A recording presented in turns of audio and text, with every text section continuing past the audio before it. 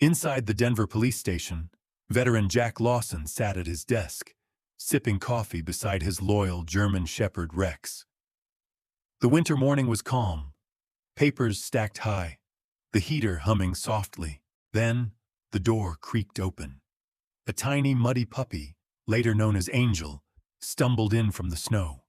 Its paws left small prints across the tile floor, body trembling, eyes wide with desperate innocence. Officers paused mid-sentence. Captain Harris looked up from his coffee, confused. But Angel didn't stop. It walked straight toward Jack Lawson, ignoring everyone else. No bark, no sound, only silence. Then, before Jack Lawson, the little puppy sat down and lifted its paws, as if praying for help. The room froze. Even Rex tilted his head, because in that moment, every soul there felt it. This wasn't a stray. This was a miracle sent by God. Snow drifted gently over the city of Denver, coating the streets in soft silence and turning the police station's roof into a blanket of white. Inside, warmth hummed through the radiators, blending with the aroma of cheap coffee and wet wool.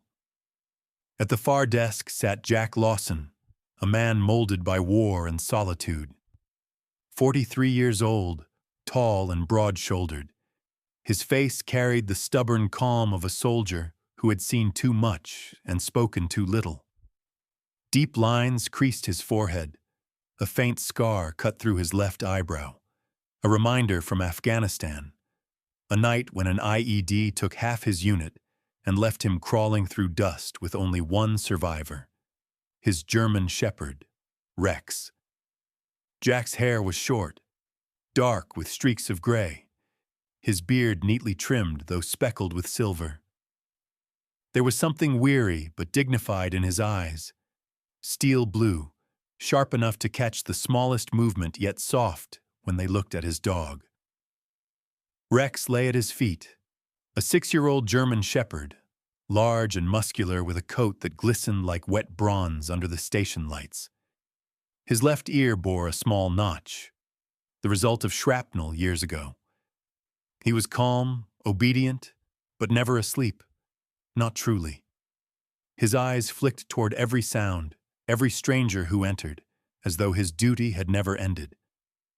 Between him and Jack existed an unspoken bond, forged in the fire of loss and silence. It was an ordinary morning in the precinct, a day like so many before it. The snow muffled sirens, the radios crackled faintly, and the hum of paperwork filled the air. Officer Reed, a stocky man in his late 30s with a perpetual grin and the beginnings of a beer belly, joked with the receptionist, Clara Jensen, a slim woman in her 50s whose glasses always perched at the edge of her nose. Their laughter echoed lightly against the walls, comforting in its routine. Jack listened without joining in. He'd never been much for chatter. Since leaving the army, he'd taken the night shift at the station, partly because it was quiet, partly because he couldn't sleep through the dark anyway. He rubbed his temples, staring at the half-finished report on his desk. A break-in case that felt small compared to the chaos he'd once known. Sometimes he wondered if life after service was meant to feel so hollow. Rex stirred slightly, sensing Jack's tension. The veteran reached down and scratched behind the dog's ear. "Yeah, buddy," he murmured. "I know. We're both still trying to get used to peace, huh?" The door groaned suddenly, pushed open by the winter wind. Cold air rolled through the station, carrying flakes of snow across the tile. Everyone turned. At first, no one noticed what had entered. Then Clara gasped softly. A tiny shape stumbled through the doorway. A puppy, no older than 3 months, covered in mud and ice. Ribs visible beneath patchy fur the color of faded wheat. Its paws left wet prints on the floor, and its body trembled with exhaustion. The little creature stopped in the middle of the room, head lowered, tail tucked tight between its legs. Reed chuckled. "Well, look what the storm blew in." Laughter rippled through the room, light and harmless. But Jack didn't laugh. His soldier's instincts caught something different. The way the puppy's eyes darted around, wide with fear and purpose. It wasn't wandering aimlessly. It had come here for something. The puppy didn't bark. It didn't run. Instead, it walked, slow but steady, toward Jack's desk. Rex lifted his head, ears twitching, but didn't growl. The little one stopped right in front of them, looked up, and then, astonishingly, sat on its haunches and lifted its tiny front paws, pressing them together as if praying. The entire station fell silent. Jack blinked, unsure if he was imagining it. Reed muttered, "What the hell? Is it begging?" Clara covered her mouth, her eyes softening. The gesture was too human, too desperate. Jack leaned forward, his voice low and calm. "Hey there, little soldier," he said, the old term of endearment slipping naturally from his tongue. "You lost?" The puppy trembled, eyes locked on his face. In that gaze, Jack saw something raw. Fear, yes, but also determination. He reached out slowly, careful not to startle it. The pup didn't retreat. Instead, it placed one cold paw into his hand. The contact sent a shiver up his spine, the kind that whispered of things unseen. Rex tilted his head, sniffing the air, then nudged the puppy gently with his nose. The small creature whimpered softly and looked toward the door. Jack frowned. The gesture wasn't random. He'd seen it before. Years ago, when Rex had found an injured soldier buried beneath debris. The same look, the same insistence. "Something's out there," he murmured under his breath. He rose slowly, slipping into his thick olive-green jacket, its faded army insignia still stitched above the pocket. The room's warmth seemed to vanish as he moved. "Reed," he said quietly, "keep things steady here. I'm taking Rex for a walk." Reed raised an eyebrow. "You're seriously following that stray?" "Jack, it's probably just hungry." "Maybe," Jack replied, fastening his gloves. "But I've learned not to ignore what asks for help." His tone carried weight, an echo from the battlefield that silenced further argument. The puppy turned again, scratching at the door with weak paws, whining in short bursts as if pleading for urgency. Jack's pulse quickened. He opened the door. A gust of icy wind howled in, and the pup bolted outside, its small form disappearing into the swirling white. Rex barked once, sharply, and Jack followed. The cold hit like a slap. Snow crunched under his boots as the veteran and his dog moved through the near-empty street. Streetlights glowed in the fog, casting halos on the ice. The puppy ran ahead, stopping occasionally to look back, ensuring they followed. Jack's breath came in, clouds. The memory of another winter flashed before him. A mountain pass in Kabul, the night his squad was ambushed. He'd followed a wounded cry then too. Only Rex and he had made it back.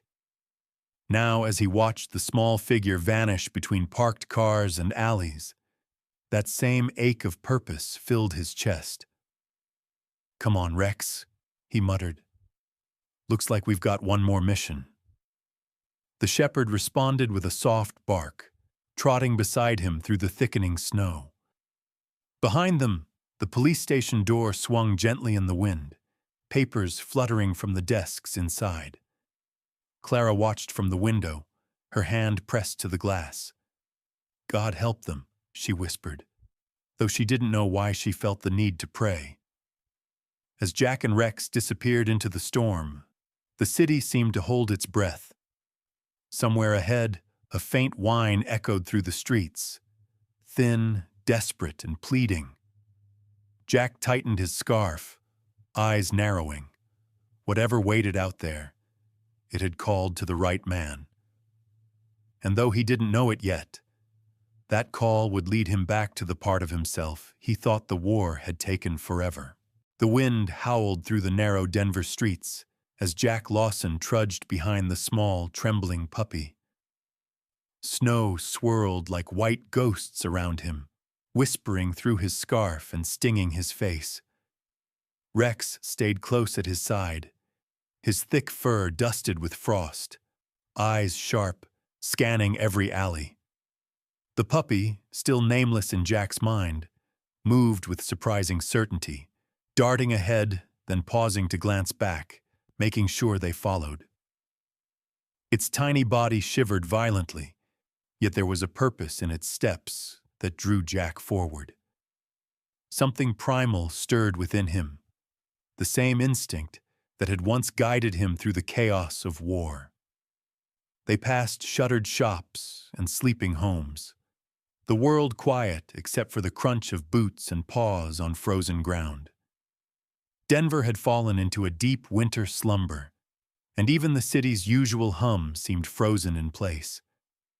Street lamps flickered through the fog, and far off, a train's horn echoed like a ghost's lament.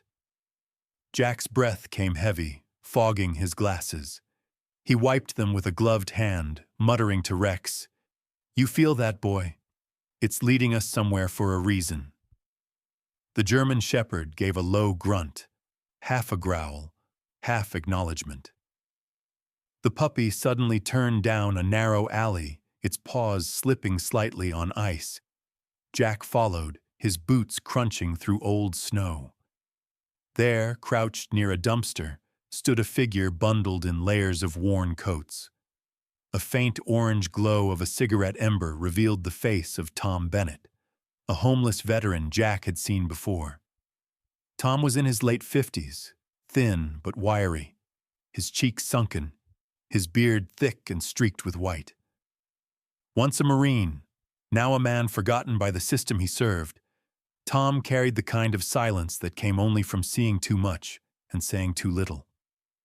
"Jack?" Tom's voice was raspy, colored by cold and years of cigarettes. "Didn't expect to see you out in this weather." He glanced at the puppy and chuckled hoarsely. "You got yourself a new recruit?"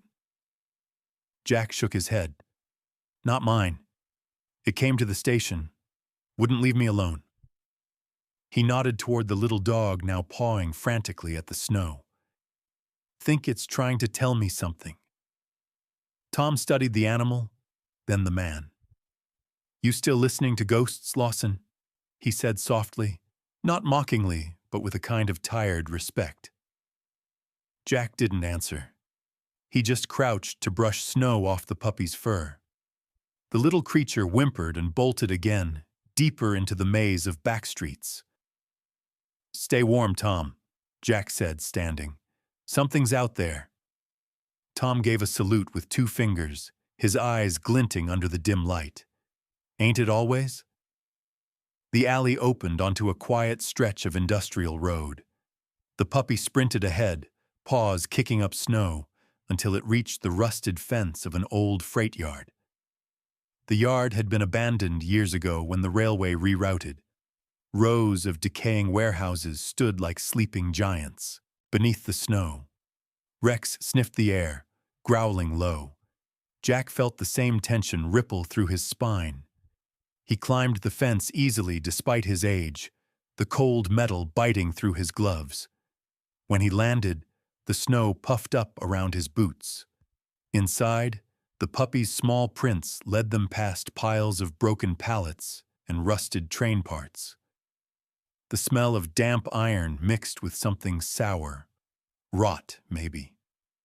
Jack tightened his grip on the flashlight hanging from his belt and clicked it on. The beam sliced through the white gloom, catching glimpses of graffiti, icicles, and torn tarps fluttering in the wind. Rex's body stiffened. He barked once, sharp and alert. Jack turned his light toward the far end of the warehouse yard. The puppy stood still now, its body trembling not from cold, but from fear. Its tail was low, and its ears pressed flat. "What is it?" Jack whispered. He advanced slowly, Rex at his heel. The puppy turned and looked back at him, whined, then scratched at the frozen ground near a collapsed wall. Jack knelt, pushing aside debris. Beneath a broken sheet of metal, the snow had melted slightly, revealing something dark. He lifted the edge carefully. A hole gaped beneath, part of the old basement structure exposed by erosion. From within came a faint sound, a soft, rhythmic cry. Not a human voice, not quite an animal's whimper either. It was something small, fragile, and alive. Jack's heart hammered. There's something down there. He tested the edge with his boot. It held. Slowly, he descended through the narrow gap, Rex following obediently behind. The flashlight's beam danced along crumbling brick walls and half-frozen puddles. Then he saw them. 2 more puppies, smaller than the first, huddled together beneath an overturned crate. Their fur was matted, their eyes glazed with hunger and cold. The sight struck Jack like a physical blow. "Dear God," he murmured. The first puppy, his tiny guide, ran to them immediately, licking their faces, whining softly. Jack felt his throat tighten. He crouched, extending his hand. The weaker pups didn't resist when he lifted them. They were too exhausted to move. Rex sniffed them gently, his expression oddly tender for such a fierce-looking creature. Jack wrapped the smaller dogs inside his coat. "We're taking them back," he said, though part of him already knew the first puppy wasn't done. The little one barked, short and sharp, then turned toward another dark corridor at the back of the basement. "You want me to follow again?" Jack asked. The puppy barked once more. That was answer enough. He followed. The corridor led to a half-collapsed stairwell where snow had drifted through the shattered roof. At the top, dim light filtered through the cracks. The puppy scratched at the door, whining. Jack pushed it open and stepped into another section of the warehouse. Smaller, with broken windows and scattered boxes. His flashlight flickered over a set of graffiti-covered walls. Something moved near the far corner, a shadow, quick and nervous. Jack froze. "Who's there?" he called out. A figure emerged slowly. A young woman in her 20s, thin as a reed, wearing a torn parka and mismatched gloves. Her face was pale from cold, her lips blue, but her green eyes still held defiance. "Don't shoot," she said hoarsely, raising her hands. "Please." Jack lowered his flashlight. "I'm not here to hurt you," he said. "Name?" "Mara Quinn," she answered, her voice trembling. I didn't mean to trespass. I've been sleeping here. They dumped the dogs here days ago. I tried to feed them, but I ran out of food." Her eyes welled with tears as she looked at the trembling puppies in Jack's arms. "I thought they were dead."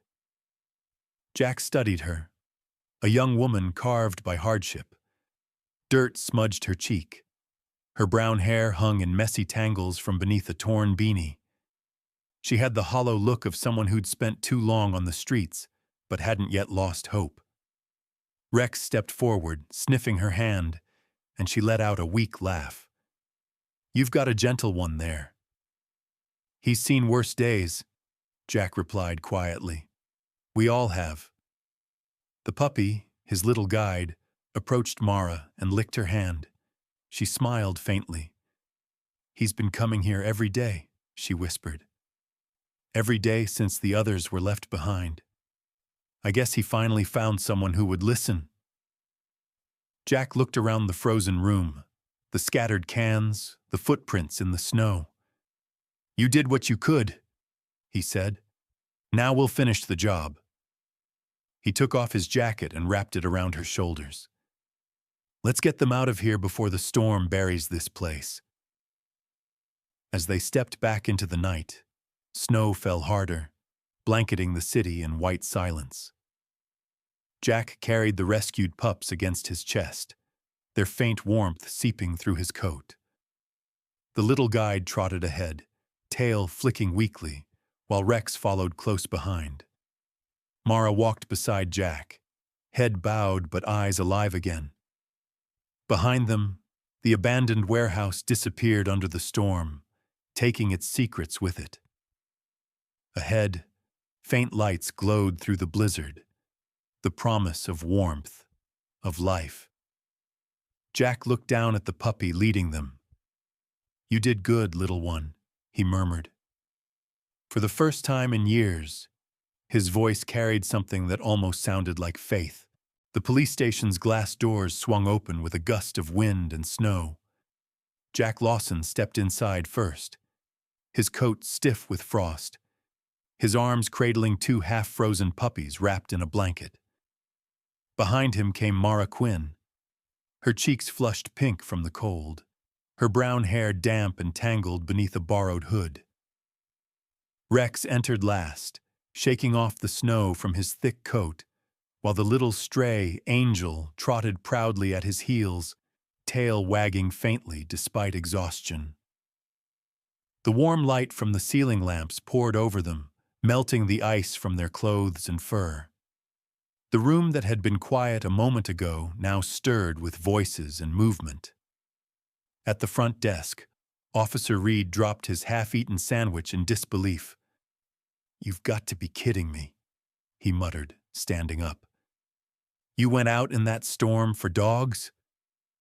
His tone was incredulous, but beneath it lay something else. Concern. Jack ignored him, moving toward the corner near the heater. He knelt carefully, spreading his jacket on the floor, then laid the shivering pups down. Their breaths were faint, shallow, their ribs visible beneath thin fur. Mara sank beside them, gently rubbing their bellies to stimulate warmth. Clara Jensen hurried over with towels and an old wool blanket. Her kind face tightened with worry. "Oh, these poor souls," she whispered, wrapping the smallest one. "Where did you find them, Jack?" "In an abandoned warehouse," Jack said, rubbing his numb hands together. "They were freezing to death. This one—" He nodded toward Angel, who sat quietly near his boots. "Came to the station and led us there." Reed frowned. "Led you there? Like Lassie?" Jack's gaze hardened. Exactly like Lassie. His voice carried quiet authority, the tone of a man used to being obeyed. Rex barked softly, almost as if supporting his master's statement. The captain's office door opened then, and Captain Harris emerged. A tall, broad-shouldered man in his early 50s with salt and pepper hair and the habit of chewing toothpicks instead of cigars. He'd served 15 years in the Army before joining law enforcement, and though his uniform was pressed, his eyes bore the weight of sleepless years. "What's going on here?" he demanded, his deep voice filling the room. When he saw the puppies, his expression softened, but his tone remained firm. "Lawson, care to explain why the station looks like an animal shelter?" Jack stood straight. "Sir, these animals were abandoned in the old freight yard. We found 2 alive, 1 deceased, and this young woman." He gestured toward Mara, who flinched slightly under the captain's scrutiny. "She'd been trying to help them. She needs a place to warm up." Captain Harris's gaze softened slightly as he looked at her, his stern face showing a glimmer of humanity. "Miss, what's your name?" "Mara Quinn," she said softly. "I didn't mean any trouble, sir. I just couldn't leave them." Harris studied her for a long moment, then sighed. "You did the right thing, kid." He turned to Reed. "Get hot water, towels, and some food, and someone call the local vet clinic. See if they're open." Reed blinked. "Sir, it's past midnight." "Then wake them up," Harris barked. "We're not letting them die after this man just dragged half the city's snow inside." The officers moved quickly now. the earlier tension replaced by purpose. Jack helped Mara sit near the heater, handing her a cup of steaming coffee that Clara brought. "You'll be fine here," he told her. "Warm up first." She nodded gratefully, clutching the mug with trembling hands. Rex sniffed the air around the pups, then lay down close, his body heat radiating like a shield. Angel curled beside him, licking the faces of his rescued siblings. Watching them, Jack felt something in his chest loosen, something he hadn't felt in years. Peace. He thought of the desert nights overseas, when he and Rex had huddled behind walls of sandbags, listening to the distant thunder of artillery. Back then, survival had been the only mission. Now maybe this was a different kind of battle, the kind fought not with weapons, but with compassion. A door creaked open again, and Dr. Linda Carver entered, an on-call veterinarian in her late 40s, summoned by Harris's insistence. She was tall and graceful, with auburn hair tied neatly in a bun, her eyes a striking green that carried both exhaustion and kindness.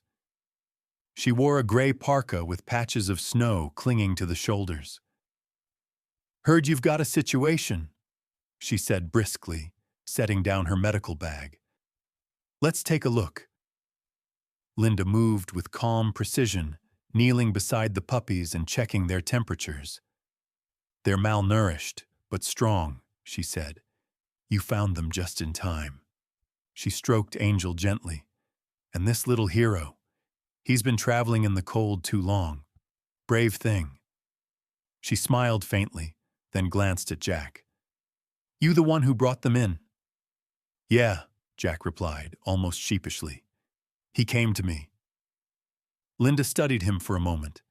His rugged face, his weathered hands, the distant pain behind his eyes. "Dogs always find the right people," she said quietly. "They see what we hide." Her words struck Jack deeper than she knew. He turned away, pretending to focus on Rex, but in truth he was fighting a wave of emotion. The room's hum faded as memory washed over him.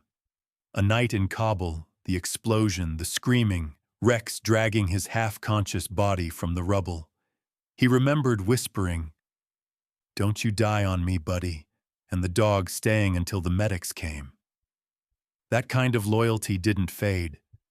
It changed you forever. Linda finished her check and began wrapping each puppy in warm towels. "They'll need proper shelter," she said. "The clinic's full. Maybe the city shelter can take them. Tomorrow." "No," Jack said immediately, surprising even himself. "They stay here tonight." Harris raised an eyebrow.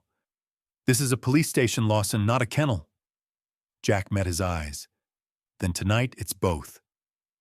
The captain held his stare for a long moment, then exhaled. "Fine. But if anyone complains about barking during reports, you're the one explaining it." A few quiet laughs rippled through the room. Even Reed cracked a smile. The storm outside beat softly against the windows, but inside, the air was warm, filled with the scent of wet fur, coffee, and something rare in that building. Hope. Hours passed. The station's lights dimmed to their night setting. Mara dozed on a bench, Rex keeping watch beside her. The rescued pups slept curled together in a nest of blankets, their tiny chests rising and falling. Angel rested near Jack's boot, eyes half closed but alert, as if afraid to let his guard down. Jack sat in silence, staring at the snow beyond the glass. Captain Harris approached quietly, his hands in his pockets. "You did good, Lawson," he said. "Not every fight needs bullets." Jack nodded slowly. "Some still leave scars, though." "Yeah," Harris murmured. "But maybe these ones heal better." He left Jack to his thoughts. The veteran leaned back, exhaustion settling into his bones, but his heart strangely light. For the first time in years, he didn't feel like a broken soldier. He felt like someone who had answered a call, not of duty, but of mercy. As dawn crept through the frosted windows, soft and pale, Jack whispered to the sleeping angel, "You saved them all, little one." The puppy's ear twitched, and Rex gave a quiet sigh. The storm had passed, but something greater had begun. An awakening, born in the cold, but burning with quiet light. By morning, the storm had calmed, leaving Denver blanketed in snow that glittered under the pale sunrise. Inside the police station, the smell of coffee mingled with wet fur and disinfectant. Jack Lawson sat at his desk, tired but restless, his eyes fixed on the sleeping dogs curled beside the heater. Rex lay protectively near them, head resting on his paws, while Angel, the smallest and bravest, dozed with one paw draped across a sibling. The scene might have looked peaceful to anyone else, but for Jack, something still felt unfinished. There were too many questions. Who had abandoned them? Why in that warehouse? And what else might be hidden under the snow? Mara Quinn, sitting nearby with a borrowed sweater draped over her shoulders, looked better now. Her cheeks had regained color, though her eyes still carried the fatigue of sleepless nights. She had tied her messy brown hair into a loose ponytail, revealing a small scar on her temple, one that spoke of an old accident or maybe a life too rough for her age. She was 24, maybe 25, but the weight of hardship made her look older in moments of silence. When Jack brought her a cup of coffee, she smiled faintly. "I owe you," she said softly. "You owe that pup," Jack replied, nodding toward Angel. "He's the one who found us." Mara chuckled weakly. "Yeah, I guess we both needed saving." Their quiet exchange was interrupted by Captain Harris, who entered holding a folder and chewing on his usual toothpick. "Lawson," he said, voice steady but serious. "You might want to hear this." He tossed the folder on the desk. Inside were photographs of the warehouse, taken earlier that morning by the evidence team. "We sent a unit to check the place after you left. Turns out there's more." Jack frowned, flipping through the images. They showed the same dark hallways he'd walked through the night before, but now illuminated by flashlights. Behind a stack of crates, an emblem was visible, half torn off a box. Montclair Breeding and Research Co., a small facility on the city's edge that had closed down 2 months ago. Harris crossed his arms. Officially, they went bankrupt. Unofficially, they disappeared overnight. Neighbors complained of barking, crying animals at night, but when the city inspectors came, the place was empty.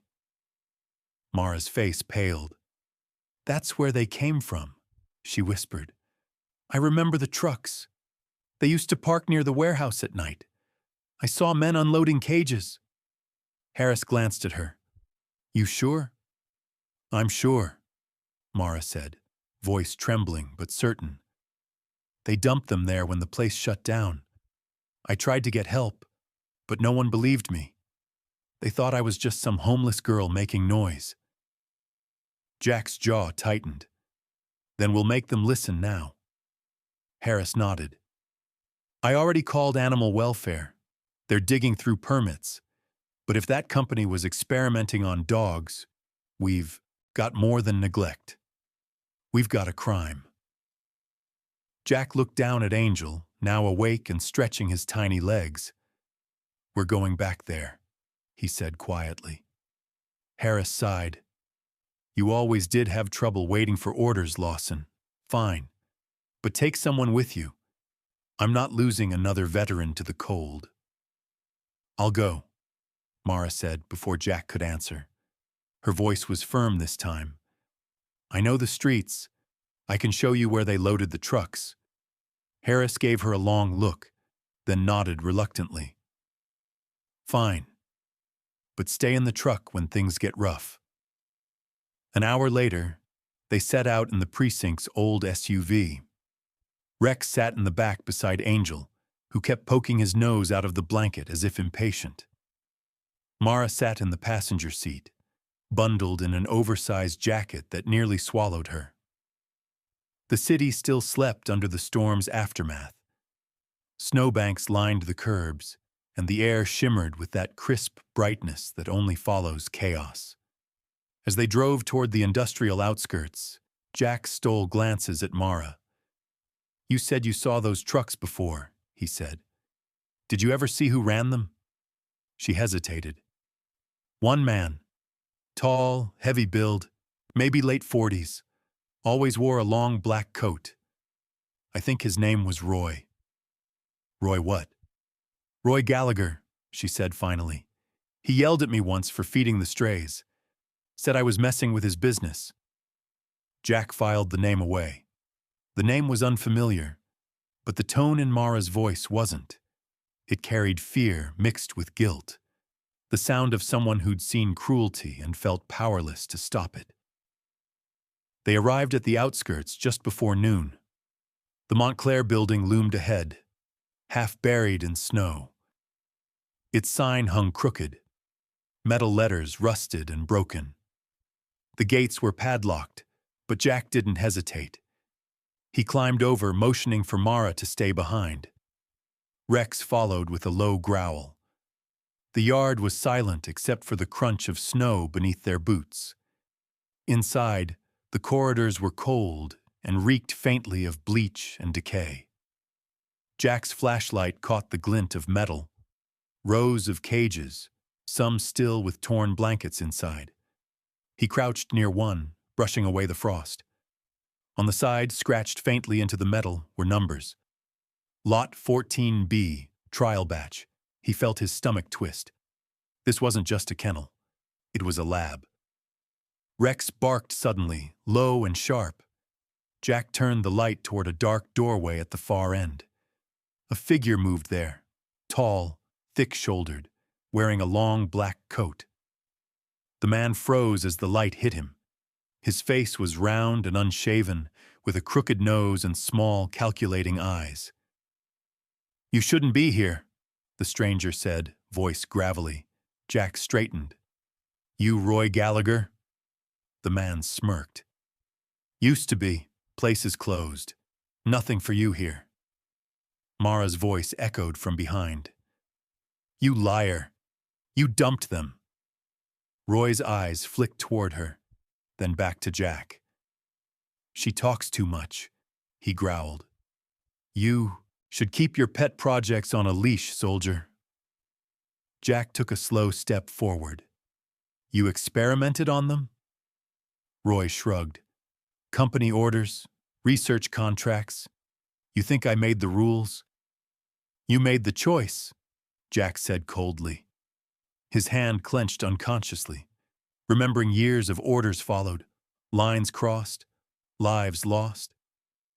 The man's indifference ignited something deep within him, the same fury he'd buried after the war. Rex's low growl filled the air, teeth bared, body tense.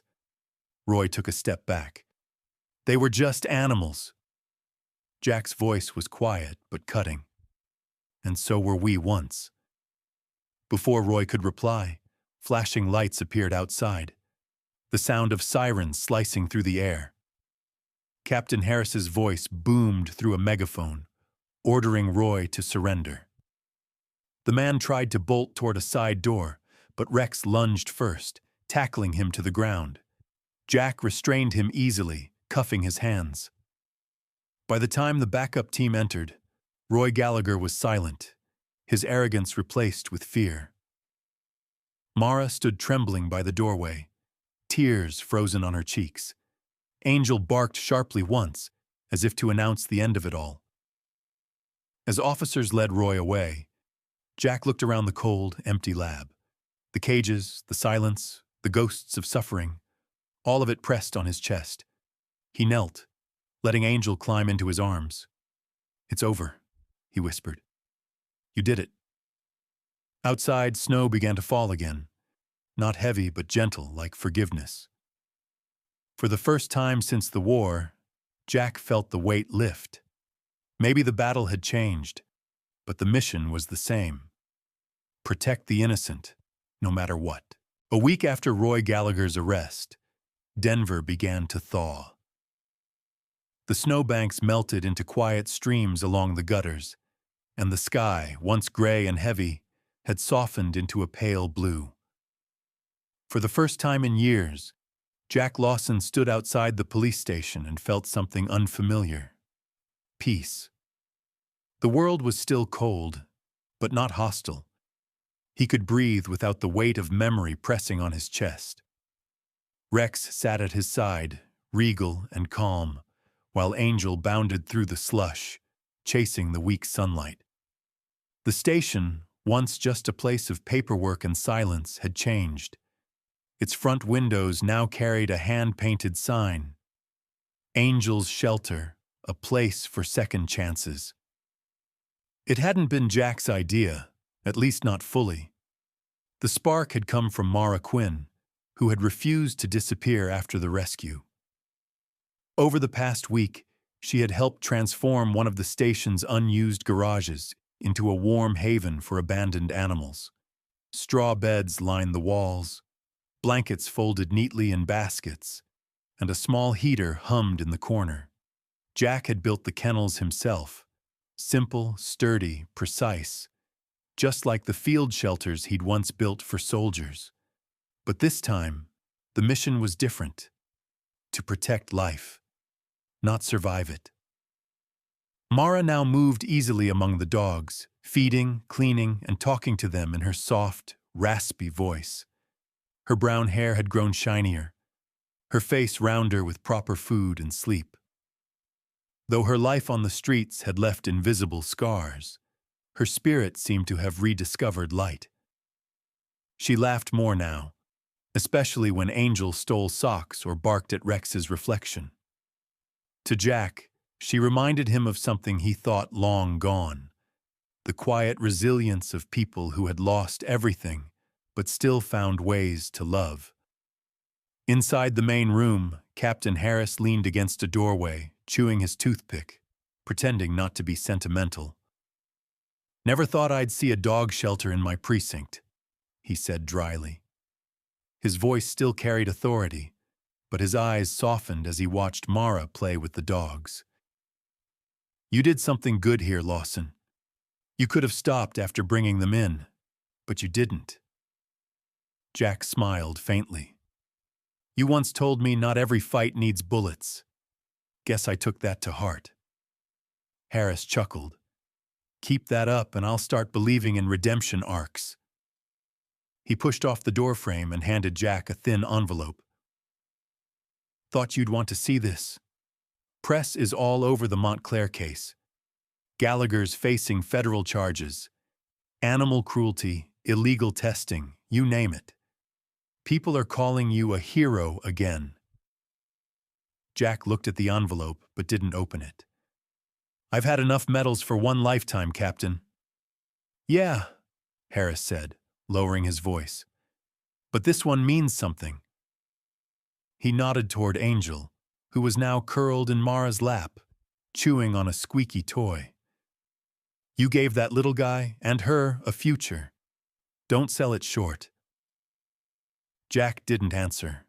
Instead, he stepped outside, where the late afternoon sun glowed weakly against the melting snow.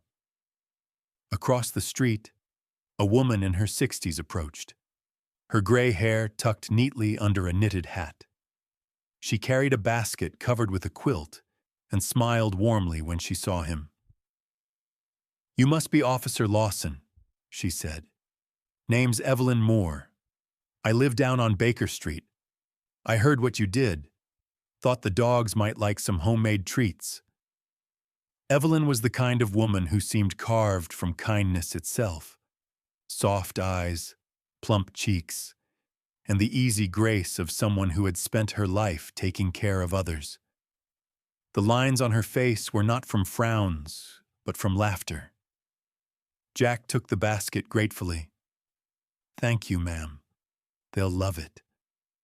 Evelyn peered past him at the shelter. "It's beautiful," she said. "When I was a girl, my father rescued strays during the blizzards. Said you can tell a person's soul by how they treat what can't speak." She placed a gentle hand on Jack's arm. "Yours must be healing just fine." Her words lingered long after she left. Inside, Jack shared the treats with Mara and the dogs. Rex accepted his calmly. Angel tried to steal everyone's share. And the puppies from the warehouse, now growing stronger, barked excitedly at the new smell. Mara laughed, her green eyes shining. "They think every day's Christmas now." That night, after everyone had gone home except him and Mara, the shelter grew quiet again. The heater hummed softly, the city outside murmuring with distant traffic. Jack sat on an old bench, polishing Rex's collar. "You ever think," Mara asked, sitting beside him, "that maybe we were meant to find them?" Jack looked at her, then at Angel, who was asleep against Rex's belly. "Maybe they were meant to find us," he said. His voice was low but steady. "I spent years looking for purpose. Funny that it showed up with muddy paws." Mara smiled. "You should tell that to the news reporters tomorrow." "Reporters?" Jack frowned. "Yeah," she said sheepishly. "Captain told me. There's a journalist from the Denver Chronicle coming to write about Angel's shelter." Jack groaned, rubbing his forehead. "Perfect. Just what I needed. Another camera." The next morning, the journalist arrived. A young man named Simon Gray, thin and earnest, wearing a brown coat too big for his frame. His dark hair stuck out in odd angles, and his glasses fogged from the cold. He greeted everyone politely but fumbled with his notepad, clearly new to stories that involved more fur than politics. "So," Simon began, "you're the veteran who followed a puppy through a snowstorm?" Jack raised an eyebrow. "That's one way to put it." Simon smiled nervously. "And now you're running a shelter. Why?" Jack thought for a moment, his gaze falling on Angel chasing his own tail. "Because sometimes life gives you another mission. I used to fight wars to protect people. Now I fight winters to protect hope." Simon paused, his pen hovering. "That's really beautiful, sir." "Don't call me sir," Jack said with a faint grin. "I work for a living." The article went viral 2 days later. The Denver Chronicle titled it, "The Veteran, the Stray, and the Shelter That Saved a Town." Donations flooded in. Blankets, food, even small envelopes of cash with handwritten notes from strangers. Children drew pictures of Angel and Rex, taping them to the shelter's door. One letter, written by an 8-year-old girl named Lily, read, "Thank you for saving the dogs. I want to be brave like you when I grow up." Jack kept that one in his pocket. Weeks passed, and winter slowly surrendered to spring. The snow melted completely, leaving behind patches of grass and the first hints of flowers pushing through the frost. Angel had grown stronger, his fur thicker, his eyes bright. Rex remained his silent guardian, watching with patient pride. Mara now managed the shelter full-time, her name listed next to Jack's on the sign. And every evening, as the sun dipped behind the mountains, the two of them would stand outside, coffee in hand, watching the dogs play in the fading light. On one such evening, Mara said quietly, "You know, Jack, I used to think the world forgot about people like me. Then I met a man who couldn't forget anything, and somehow, we both remembered how to live." Jack looked at her, then at Rex and Angel running through the last traces of snow. "Yeah," he said softly. Maybe some souls find each other because they were broken the same way. The wind carried her laughter across the yard, light and free. As dusk settled, Angel barked toward the horizon, where the sun touched the mountains with fire. Jack smiled and whispered, "Let's go home, buddy." And for the first time in a long, long while, the word home finally meant something again. Sometimes miracles don't arrive with thunder or light. Sometimes they come quietly, on 4 trembling paws, through the snow, carrying hope in the smallest heart. Jack, Rex, and Angel reminded us that God's grace often hides in the ordinary, in the courage to care, the choice to help, the hand that refuses to turn away. When we choose compassion over comfort, we become part of His work. And maybe, just maybe, every act of love is a small piece of heaven breaking through the cold. So tonight, wherever you are, hold your loved ones a little closer. Believe that miracles still walk among us, sometimes with muddy paws. Before you go, tell me, where are you watching from? Leave a comment below.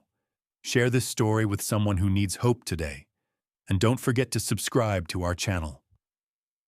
May God bless you, protect your family, and fill your heart with the quiet miracles of everyday life.